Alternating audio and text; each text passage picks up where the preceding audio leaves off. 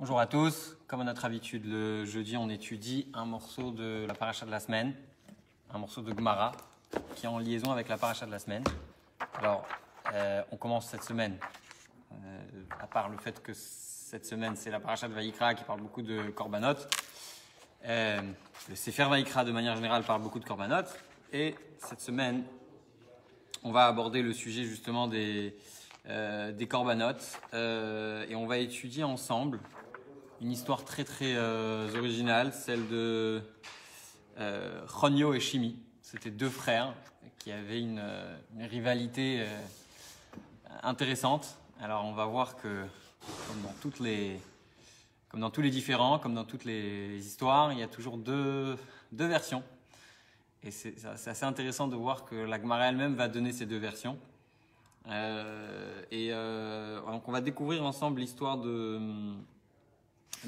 Chonio, du Mikdash, donc du Beth Amikdash de Chonio. Donc on est, pour ceux qui veulent suivre, on est dans le traité Menachot, tout à la fin, page Kouftet, donc page 109b. Donc la Gemara nous dit comme ça. C'est l'histoire de la fin de la vie de Shimon HaTzadik, qui était un Kohen Gadol. Et la Gemara va nous raconter la fin de sa vie. Donc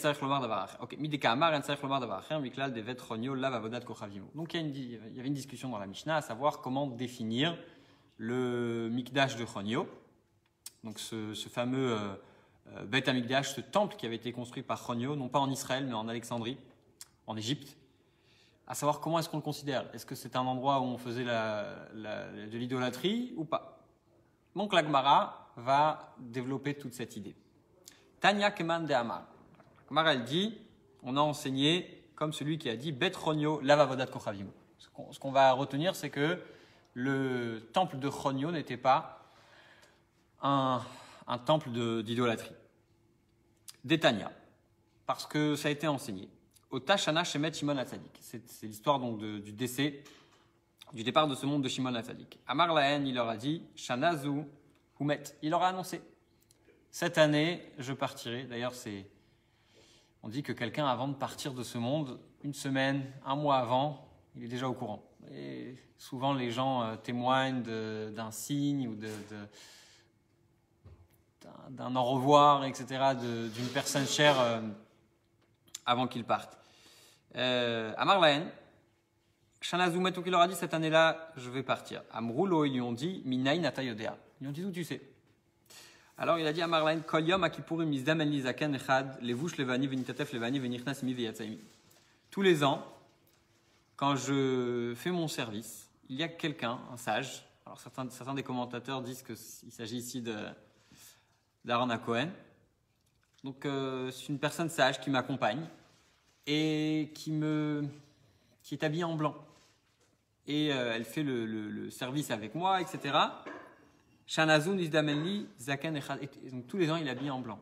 Cette année, j'ai eu quelqu'un qui est habillé, lavouche chorim, qui est habillé en noir. Vous savez, le noir, ça évoque les habits de l'endeuillé.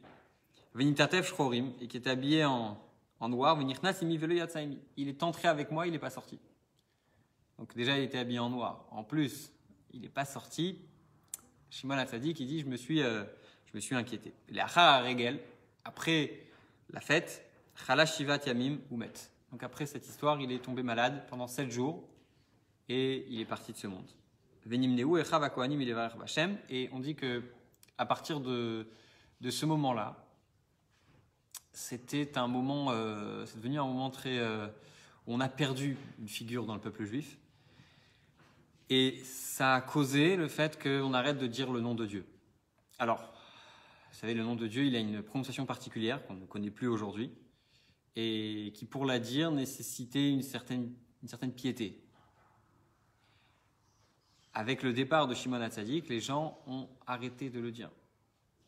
Alors, peut-être certains continuent à le dire pendant la bénédiction des Kohanim, mais de manière générale, on a arrêté de le dire parce que une fois qu'on a perdu quelqu'un d'important comme Shimon HaTzadik, on se sentait plus légitime de continuer à le dire. Bon, alors, vu que Shimon était parti, quelqu'un d'important, il fallait que quelqu'un le remplace. Donc la Gemara nous raconte, Bishat Ptirato, au moment de son départ, Amar Lahem, il leur a dit, c'est Chonio qui va me remplacer. Alors là, il y a deux versions. On va les découvrir ensemble, mais retenez bien qu'il y en a deux. Donc il leur a dit, c'est Chonio qui va me remplacer. Nitkanebo Shimi arrive, Shaya Gadol Nimen Ushte Shanim Umerza. Son frère était jaloux et il a dit, je vais faire en sorte de le mettre mal par rapport aux gens. Qu'est-ce qu'il a fait? Donc il avait 2 ans et demi de plus que son frère. Amar lo Bov à la maîtresse Seder Avoda. Il lui a dit, viens, je vais t'enseigner le Seder Avoda, c'est-à-dire la façon dont il faut faire le service dans le temple.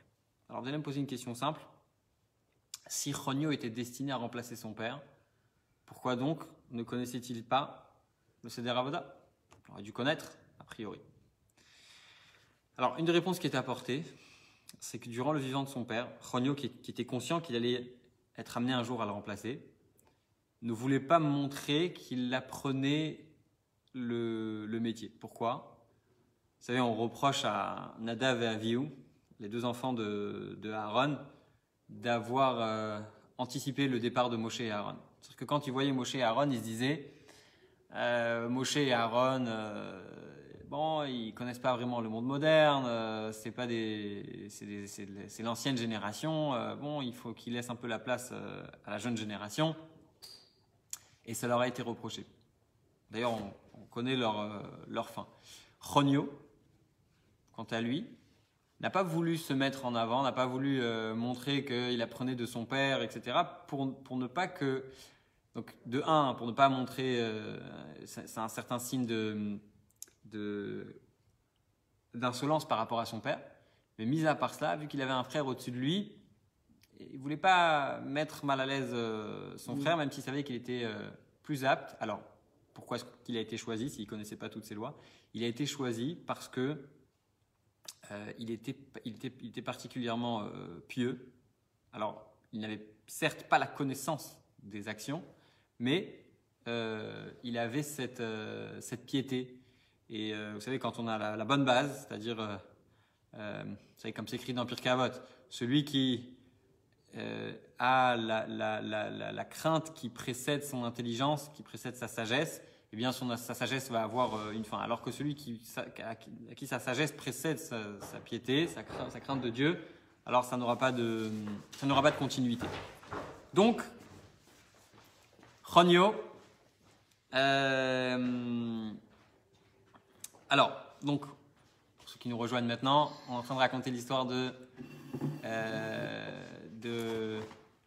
Shimon HaTzadik. Exactement. Shimon HaTzadik, quand il est parti de ce monde, je t'ai envoyé le lien pour pouvoir suivre. Shimon HaTzadik, quand il est parti de ce monde, il a laissé derrière lui 2 enfants. 2 enfants. Un qui s'appelle Chonio et l'autre qui s'appelait Shimi. Il a dit que c'était Chonio qui était le plus jeune, de 2 ans et demi de son frère, de le remplacer. Dans son frère, il était jaloux. Et donc, qu'est-ce qu'il a fait? On est la ligne numéro 15. Il bicho beumkali.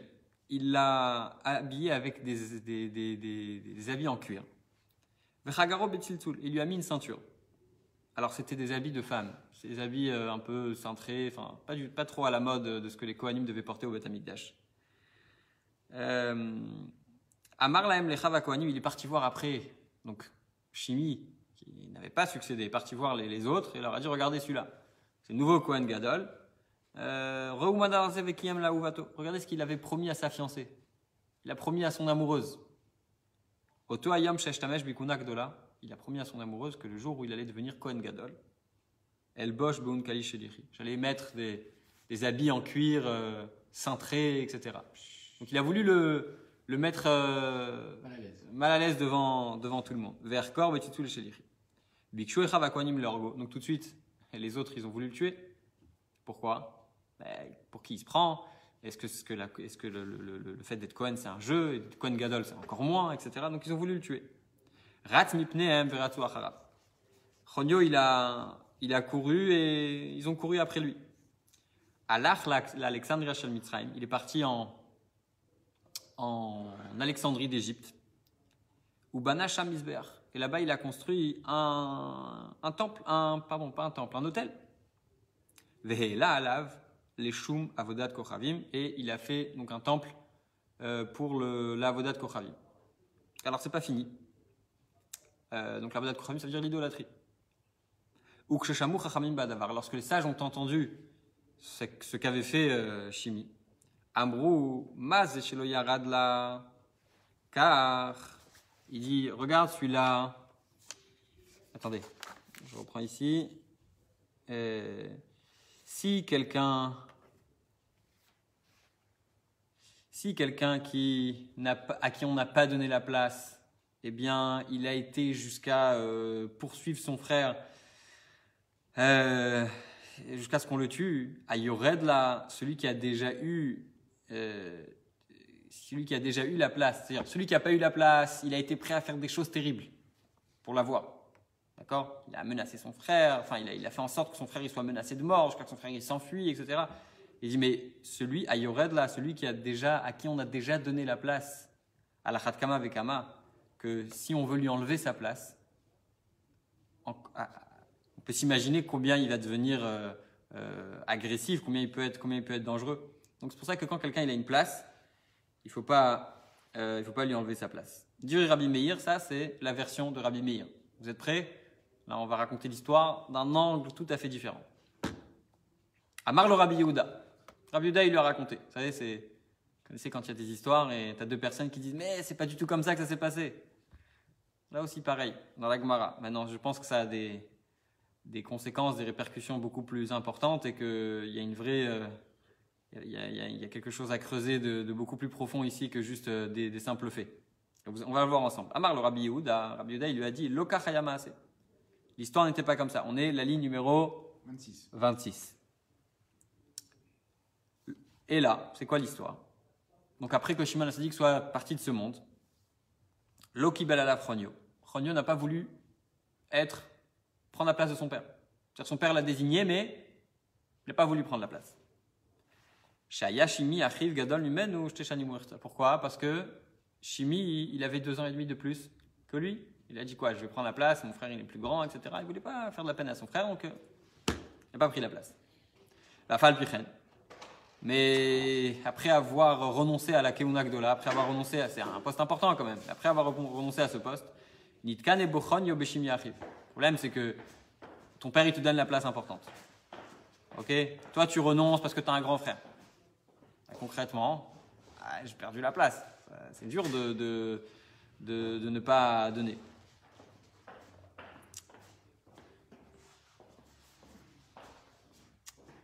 À Marlo, qu'est-ce qu'il a dit Chonio Hashimi? Et là, c'est le contraire. Et en fait, dans cette version de l'histoire, Chonio, lui, puisqu'il devait succéder à son père, il connaissait toutes les lois. Et son frère, qui ne devait pas succéder, il ne connaissait pas les lois. Donc il lui a dit, viens, je t'apprends Seder Avoda. Viens, je t'apprends à faire le travail au Beth Amikdash. Donc il lui dit, à Marlo, Bo va la mettre à Seder Avoda. Viens, je t'apprends la façon de faire le travail au Beth Amikdash. Veil Bisho Beunkali. Et il l'a habillé avec donc, des habits de femmes, des habits en cuir, etc. Chagaro Betiltsoul avec une ceinture sertie de bijoux. Veimido et la misbeach, il a mis à côté du misbeach. Marlem le Chava Kohanim, il a déclaré à ses frères, les Kohanim, Re'u Manadar Zevekiem Lauvato, regardez ce que ce monsieur, mon frère, a promis à son amoureuse. Qu'est-ce qu'il lui a dit? Otoayam Sheshtamesh Bekunak de là, le jour où je deviendrai Kohen Gadol. El Bosh Bonkali Shelichi, Vergor Betziltzul Shelichi. Je mettrai tes habits en cuir et ta ceinture en cuir. Bikshu et Chava Kohanim leur go, donc tout de suite. Les Kohanim ont voulu tuer qui? Dans cette version de l'histoire, c'est pas Chronio, c'est Shimi. Sachlaem et Kol Hameora. Qu'est-ce qui s'est passé? Shimi, il leur a dit, vous voulez me tuer, mais c'est pas moi, c'est pas moi qui ai fait ça, c'est mon frère qui m'a dit. Et il a fait ça pour me retourner contre vous. Quand ils ont compris que c'était un jeu politique, ils se sont retournés contre qui? Contre Chronio. D'accord? Et qu'est-ce qui s'est passé? Bikshu, Larog et Chronio. Ils ont voulu tuer Chronio. Ratz mipnehem veratsu achara. Ils l'ont couru. Ils l'ont poursuivi. Ratz bet amel veratsu achara. Kol haroe oto omer zeu zeu. Donc tout le monde le poursuivait. Et et le roi l'a protégé. Et alors l'Alexandre Hacham Mitzrayim, donc la suite de l'histoire c'est la même. Il part en Alexandrie d'Égypte. Ou Vanacham Isbear Velala Leshem Shamaim. Et quand il est parti en Alexandrie, alors puisqu'il devait succéder à son père de base, oui, alors c'était quelqu'un de bien. Et quand il est arrivé en Égypte, il a fait un misbéach, et ce misbéach, cet hôtel, il était pour Hachem. Ou Vanacham misbéach ve'elala l'Hashem Shamaim, il a fait ce misbéach l'Hashem Shamaim. Chez Nehemar, va'ya bayamaou yeh misbéach l'Hashem betoch eret Mitzrayim, matzava etzel gula l'Hashem. Comme c'est écrit qu'il y aura une maison, c'est pas juste un misbéach. On raconte qu'il a fait toute une ville avec comme Jérusalem, avec un temple, comme voilà, une réplique de Jérusalem. Ça a été détruit par la suite, mais ça existait. Ou Kishamou Chachamim Badavar. Quand les Chachamim ils ont entendu, vous vous rappelez la fin de tout à l'heure, qu'est-ce qu'ils ont dit? Kachamevakesh le redba alachat kama vekama. Il dit si quelqu'un qui a fui le kavod, parce qu'il a dit je veux pas prendre la place de mon frère, etc. Et concrètement on voit le comportement qu'il a eu. Eh bien quelqu'un qui demande à avoir un poste, à plus forte raison, qui peut se comporter comme ça. D'accord? Ça veut dire que si déjà quelqu'un qui fuit un poste, finalement il va s'y attacher, il va essayer de l'attraper, etc. Regarde comment il se comporte. Quelqu'un à qui on n'a rien donné et qui le veut, quelqu'un qui veut pas, il se comporte comme ça pour pouvoir le rattraper. Quelqu'un qui va demander à l'avoir, encore pire, ça va être encore pire, il va vouloir s'y attacher comme à sa vie. Et ça peut faire énormément de problèmes. Bon, histoire de respect, de pouvoir, etc. Tania. Alors là, c'est intéressant par rapport à prendre des responsabilités. Vous savez, on dit que dans le judaïsme, on n'a jamais élu personne. Torah, elle raconte que quand Shaoul il devait devenir roi, il a parlé au prophète qu'il a oint. Et quand il est revenu, les gens lui ont demandé qu'est-ce que tu as fait avec le prophète. Parce que quand on restait seul avec un prophète, et que le prophète nous parlait, c'était pas pour nous parler de la météo. C'était pour dire des choses, importantes, pour dire des choses qui étaient vraiment très importantes. Et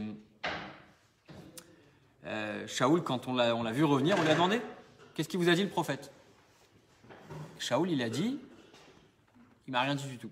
Il n'a pas voulu dire. C'est-à-dire que dans le judaïsme, de manière générale, on n'est pas, on élit personne, et même de manière générale, les dirigeants n'ont jamais voulu accepter facilement le travail. Même Moshe Rabbeinu, on dit que Dieu lui a parlé pendant une semaine avant qu'il accepte.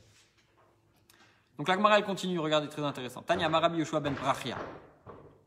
Batrila, hein, il a dit au début, avant que l'on me nomme chef du Sanhedrin, Kala Omer li, tout celui qui me dit allez là, prends ce poste. Ani kofto venot no lifnei hari. Je le mets devant le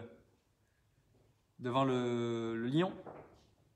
C'est-à-dire qu'il est tellement pas prêt à accepter le travail qu'il lui a dit celui qui me propose un travail pareil, je le mets devant le lion. Ata, il dit maintenant que j'ai le poste. Kala Omer li les raids m'y mènent à celui qui me dit de laisser tomber ce poste. Ani metila la kumkum shel chamid. Je lui verse un kumkum. C'est quoi un kumkum? Un bouilloire sur la tête. Ça veut dire qu'une fois que on a pris le travail, il ne faut pas le laisser. On raconte que quand le Tzemar Tzedek il est devenu rabbi, je pense que c'était le Tzemar Tzedek. Il y avait un des grands chassidim, je crois l'ancêtre de la famille Chen, famille Lubavitch, très très grande. Et il est venu le voir, il lui a dit il est venu voir le Tzemar Tzedek, il lui a dit c'est écrit que celui qui devient important, hein, on lui dévoile des secrets de la Torah. Alors il lui a dit alors il a dit pour l'instant, au début le Tzemar Tzedek il lui a dit pour l'instant j'ai pas. Alors quelques temps après il est revenu le voir, il est revenu à la charge, il lui a dit alors on dit qu'on dévoile des secrets de la Torah. Alors le Tzemar Tzedek il lui a dit maintenant quand j'apprends le Midrash, c'est tout à fait autre chose. Ça devient Ça devient Geschmack, je prends du plaisir à étudier le Midrash. C'est-à-dire qu'il y a, c'est comme Shaoul. Shaoul, on dit que c'est un tzaddik quand il est devenu roi. On dit qu'il était comme un enfant de 1 an. Et on a parlé de son humilité tout à l'heure, on a dit qu'il ne voulait pas accepter de base.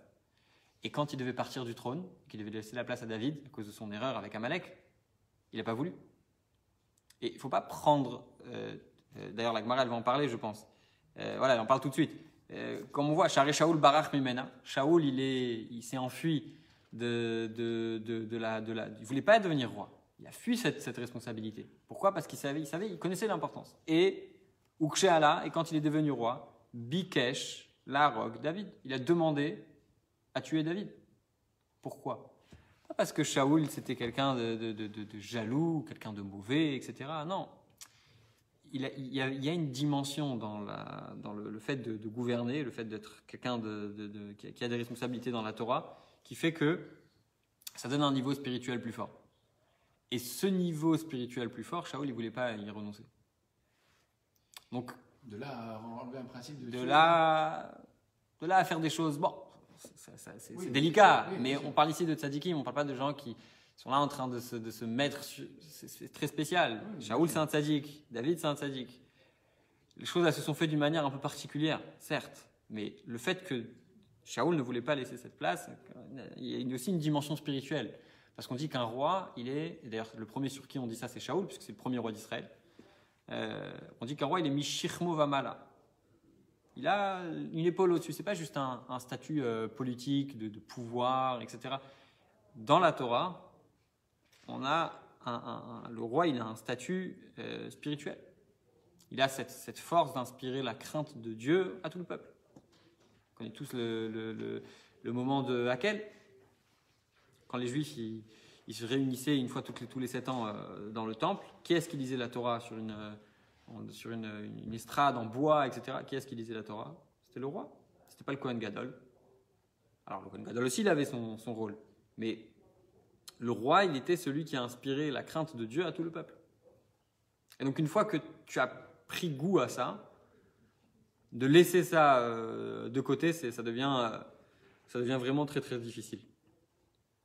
Amarle, Mar Kashisha, Bere de Rafriz d'Alabay. Donc, la Gemara, elle revient sur l'histoire de Beth Ronio, et elle dit... Elle ramène un pasouk à cela. Aïkra de Rabbi Yehuda Mayaville. Rabbi Meir qui pense que dans Bet Ronio, parce tout à l'heure on a apporté un pasouk qui disait que, apporté un verset, souvenez-vous, c'est écrit Betor Eretz Mitzrayim, qu'il y aura un Mizbeach Lachem Betor Eretz Mitzrayim. Un autel pour Dieu en Égypte. Donc, il y avait 2 versions de l'histoire. D'après Rabbi Meir, Beth Ronio, c'était la maison de Ronio, donc ce temple, c'était un temple pour l'idolâtrie. Et d'après Rabbi Yehuda, c'est un temple qui est pour Hachem. Alors, Rabbi Yehuda, il a apporté un pasouk. Qu'est-ce qu'il fait Rabbi Meir avec le pasouk? Akmarel répond, Tanya, comme c'est enseigné. Alors, j'ai entendu une explication, parce qu'il y a une question qui se pose ici, a priori. On n'a pas le droit de faire un temple en dehors d'Eretz Israël. On a le droit de faire des corbanotes. Alors, la réponse, c'est de dire que un juif, il n'a pas le droit de faire un korban en Israël, en dehors du temple. D'accord? Un goy non plus. Si un non-juif veut apporter un korban pour Hachem en Israël, on est obligé de le faire amener à Jérusalem. C'est pas parce qu'il est non-juif que ça veut dire qu'il va échapper à cette règle-là. Donc ça, c'est en Israël. Par contre, un non-juif qui veut offrir un korban à Hachem en dehors d'Israël, à l'époque du temple, il pouvait. Et donc le temple de Ronio, je ne me souviens plus de quel, j'ai entendu du Rav Rosenberg, mais je ne me rappelle plus c'est quel commentateur qui dit ça. Donc, par contre, un non-juif qui veut faire un korban en dehors d'Israël, il peut le faire. Et donc le Beth Amikdash de Ronio, d'après cette façon de voir les choses, il était kasher. Donc la Gemara, elle raconte, c'est quoi ce pasouk là du temple qui était en Égypte? L'Echid Tanya, comme ça a été enseigné. La Charma Palatosh al Sancheriv, après la défaite de Sancheriv. Alors Sancheriv, c'était un roi qui a régné sur le monde entier, quelqu'un de très très puissant. Donc la Gemara dit Yatsa Chizkiya, il est sorti Chizkiya. Il a vu des princes qui étaient assis sur des calèches en or. Il leur a fait jurer chez la Vod Avodat Kochavim. Il leur a fait jurer de ne pas servir les étoiles. Chez Neymar, Bayamaou, Yechamesh Harim Beret Mitzrayim et Dabrot Sfat Kenaan.